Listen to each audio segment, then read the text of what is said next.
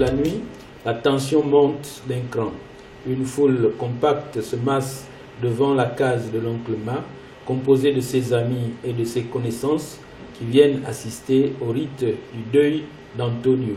Une assiette est posée à même le sol et chaque membre de la famille y dépose une pièce. Les hommes sont assis d'un côté et les femmes de l'autre. Ils se lancent des invectives qui ont trait à leur quotidien. La joie se mêle à la tristesse, mais cette exaltation traduit en réalité les vicissitudes de la vie de ces gens. Quand bien même les femmes sont plus en verve pour dénoncer le comportement des hommes, absence de virilité, infidélité, gourmandise, vagabondage, ivresse, fourberie. Je suis à l'écoute de la société gabonaise, donc j'observe la société. Donc c'est un témoignage que je donne à travers mes livres.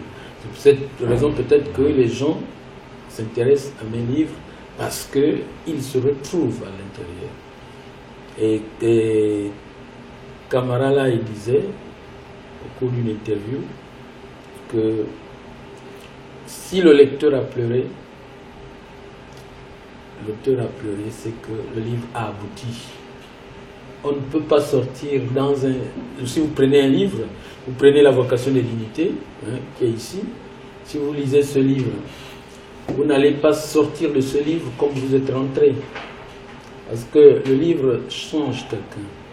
Si vous me lisez, l'histoire de ce que je raconte dans ce livre restera gravée dans votre mémoire jusqu'à la fin de votre vie. C'est ça un livre. Ma passion, c'est la lecture. Parce que c'est la lecture, comme je le dis toujours, c'est le levain qui permet à un écrivain d'avoir une inspiration très dense. Et puis, il y a la Bible. La lecture de la Bible permet à moi qui suis chrétien de me ressourcer davantage pour pouvoir écrire. Mon seul message, c'est de leur demander de continuer la lutte dans un monde, dans une Afrique qui est tout le temps bousculée par les coups d'État, bousculée par le bourrage des yeux, bousculée par les maladies.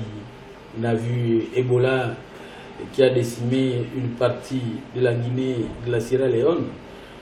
Il y a les guerres dans la partie du Congo démocratique, il y a les guerres au Burundi, il y a les guerres au Congo-Brazzaville, et il y a des maladies qui hantent nos familles.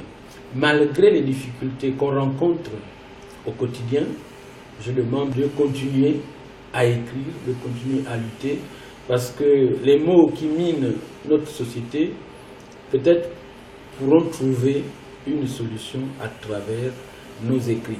Aujourd'hui, j'ai écrit plus de 10 textes, plus de 10 romans. Donc, je me suis dit que cela n'est pas assez. Il faudrait que j'amène les autres là où je suis arrivé. Donc, je viens de mettre en place une résidence d'écriture, appelée la résidence d'écriture du Sonou. Donc, je me vertue à faire la promotion de l'écriture. Donc, voilà un peu mon rêve. C'est de laisser au moins cette résidence d'écriture faire éclore d'autres écrivains qui sont peut-être en train de se chercher, ou bien qui se sont trouvés, mais qui n'ont pas encore trouvé leur propre voie.